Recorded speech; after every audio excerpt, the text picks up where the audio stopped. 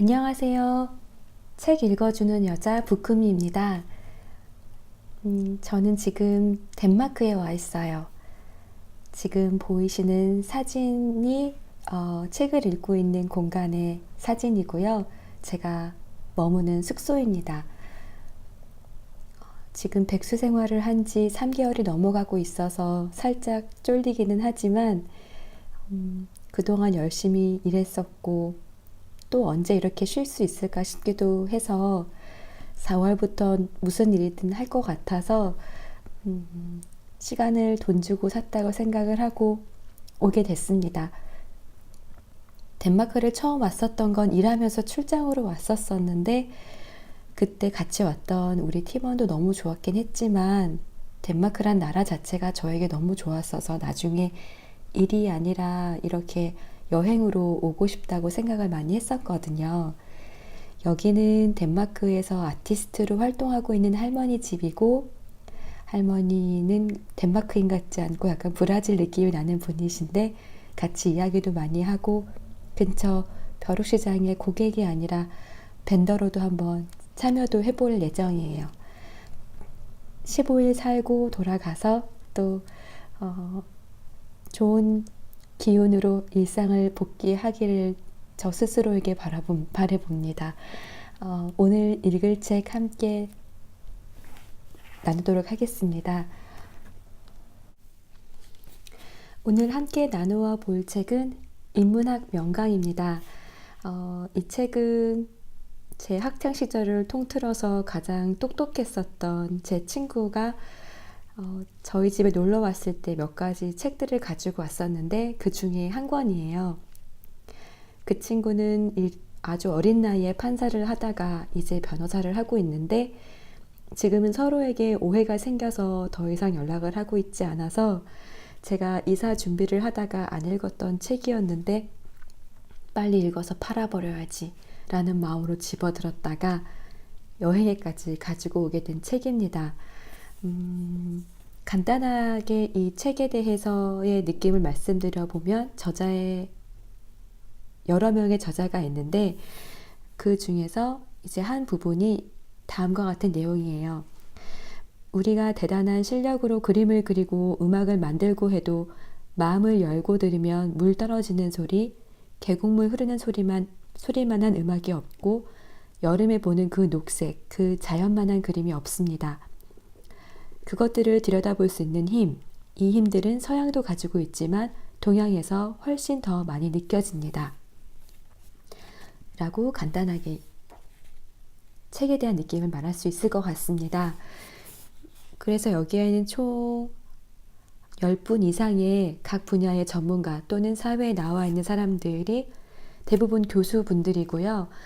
이 각 분야의 전문가들이 이야기를 썼고 여기에서 사실 몇 챕터는 저에게는 되게 듣기 약간 이런 태도 또는 이런 사고의 말들을 여기다 이렇게 써도 괜찮을까 싶을 만큼 소위 말하는 꼰대적인 챕터도 물론 있어요.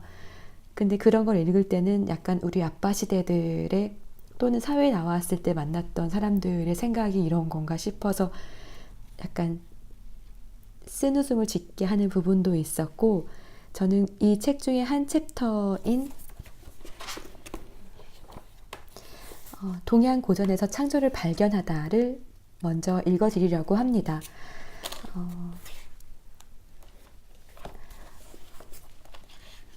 피어라 상상력 만나라 산해경 정재서 프랑스 학자 질베르 듀랑은 우리가 비과학적이고 미신적이라고 생각하고 황당무계하다고 여겼던 신화에 대한 관심이 다시 돌아오고 있다고 해서 이를 신화의 귀환이라 명명했습니다.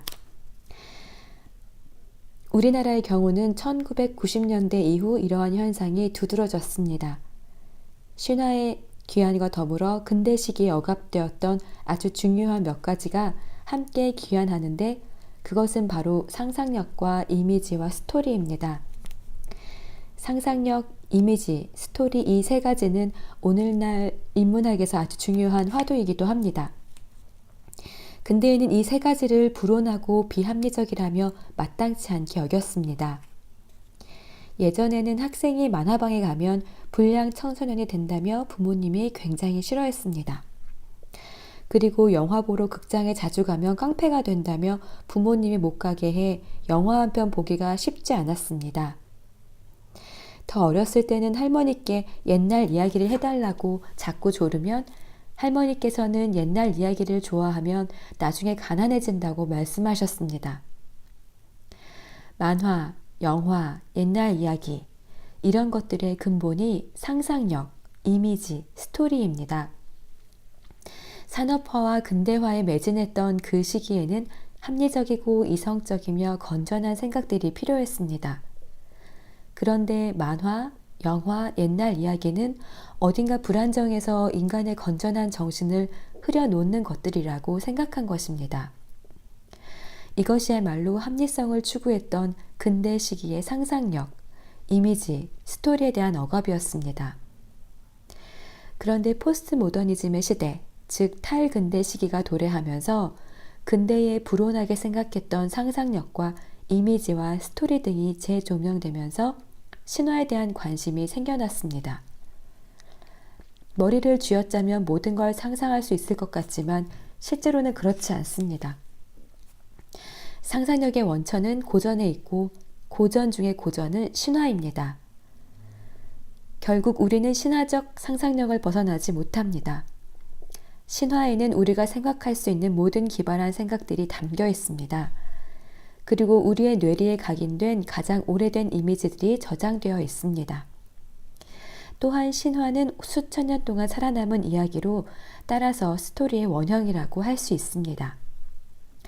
오늘날 문화산업의 재료는 물질이 아니라 스토리입니다.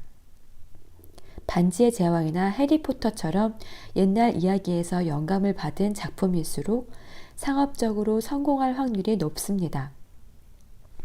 우리에게 이미 잠재적으로 각인되어 있는 이야기여서 감동을 끌어내기가 쉽기 때문입니다. 이처럼 신화는 상상력과 이미지와 스토리의 원형입니다. 그래서 오늘날 신화가 귀환한 것입니다. 그런데 우리에게 돌아온 신화가 어떤 신화인지 한번 생각해 봐야 합니다. 서점의 신화 코너에 가보면 90% 이상이 그리스 로마 신화 등 서양 신화와 관련된 것들입니다.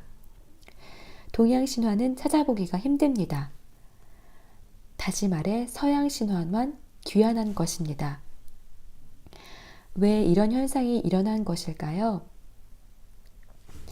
우리는 흔히 우리의 머릿속에서 상상력은 자유롭다고 하지만 저는 상상력이 자유롭지 않다고 생각합니다. 예를 들어 우리는 인어하면 당연히 왕자님하고 사랑을 나누는 로맨틱한 인어공주를 떠올립니다. 그렇다면 과연 인어 아저씨는 없을까요?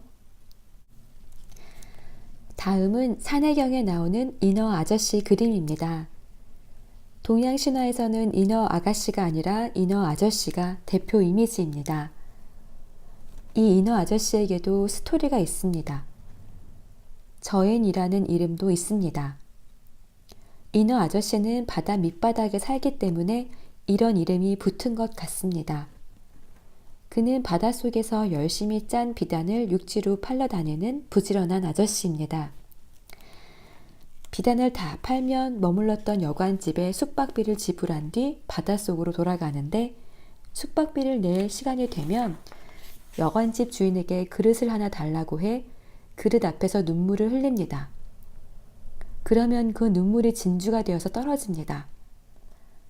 인어 아저씨는 진주로 숙박비를 지불한다는 것이지요. 재밌는 이야기지요? 인어 아저씨는 서양의 인어 아가씨와는 달리 굉장히 현실적이고 생활적인 이미지입니다. 왜 우리는 인어 아가씨만 연애만 해야 한다고 상상할까요? 우리가 이렇게 생각하는 까닭은 상상력도 제도나 문화나 교육에 의해 제약을 받기 때문입니다. 다시 말해 상상력에도 어떤 표준이 작용합니다. 우리 상상력의 표준은 어렸을 때부터 읽어온 안데르센 동화나 그리스 로마 신화입니다.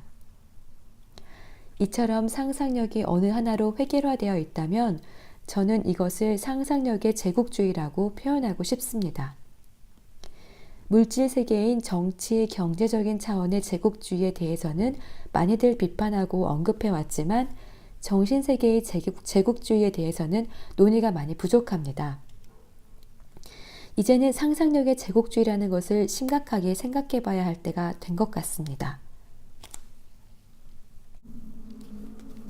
앞으로 보여드릴 두 그림은 반인반수, 인신우수라는 공통점을 가지고 있습니다. 그러나 한쪽은 대접받는 신이고 다른 쪽은 그렇지 않다는 차이점이 있습니다. 지금 보여드리는 그림은 고구려 고분벽화에 나타난 신화적 이미지입니다. 염제 신농씨가 오른손에는 벼이삭, 왼손에는 풀뿌리 약초를 들고 달려가는 모습입니다. 염제 신농씨는 동양에서 매우 인기가 많은 농업의 신입니다. 사람들에게 농업을 가르쳐주고 좋은 약초와 나쁜 약초를 구별하는 방법을 알려줍니다. 인간에게 어떤 게 좋은 약초인지 알려주기 위해 하루에 풀 100개를 씹어먹다 중독돼서 죽을 뻔하기도 할 만큼 고맙고 자비로운 신입니다. 고구려 사람들은 염제 신농씨를 매우 좋아해서 똑같은 그림이 고분벽화에 3번이나 나옵니다. 지금 보여드리는 그림은 크레타 섬의 벽화입니다.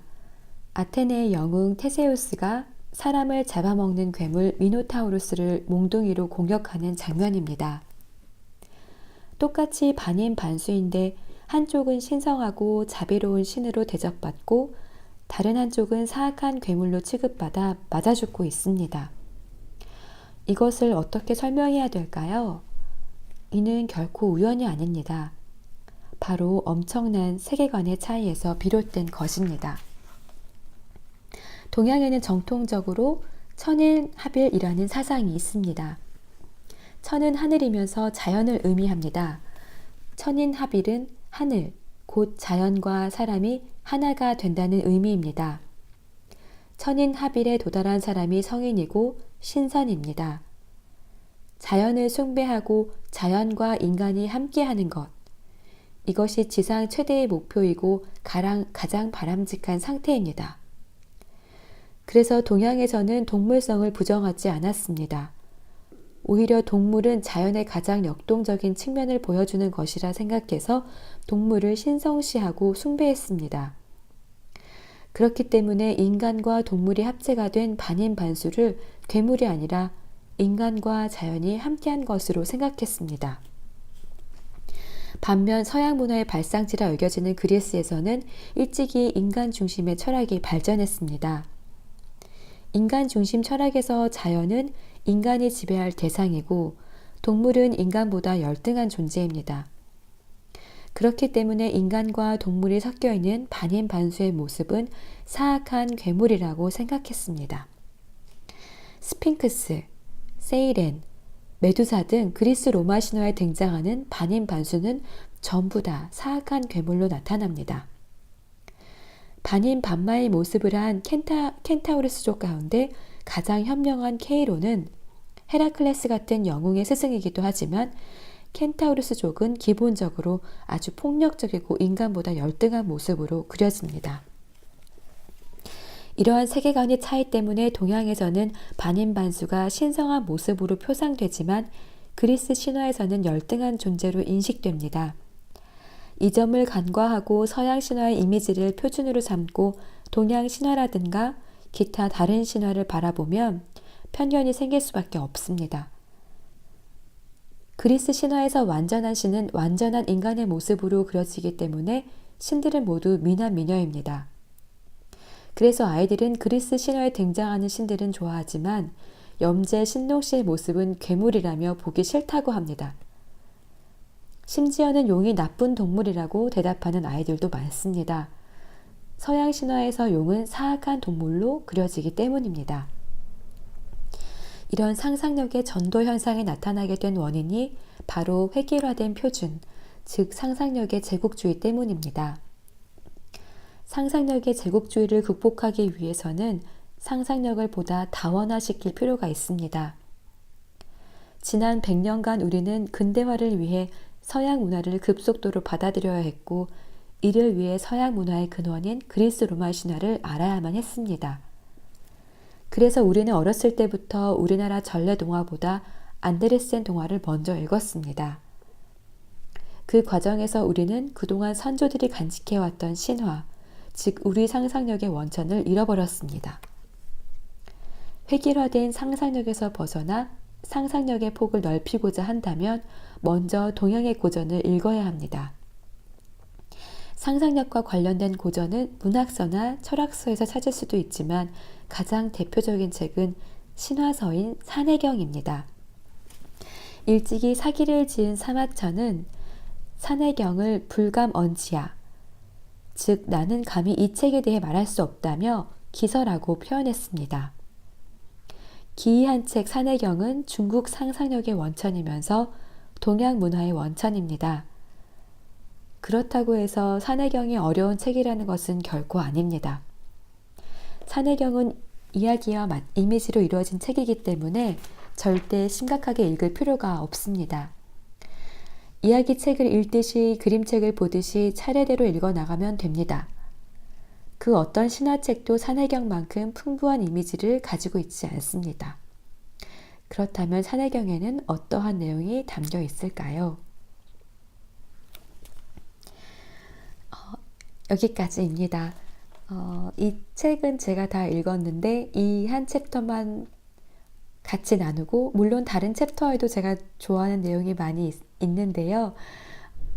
업분에게는 조금 익숙하지 않을 것 같기도 하고 가치관이 좀 많이 반영되어 있는 책이다 보니까 일반적인로 생각이 또 다른 분들도 있으실 것 같아서 조금 더 가벼운 주제로 나누었던 산해경에 대해서 나누어 봤습니다. 저는 오늘 덴마크 날씨가 계속 비가 오고 있어서 계속 근처 미술관에서 시간을 보내다가 올 예정이에요.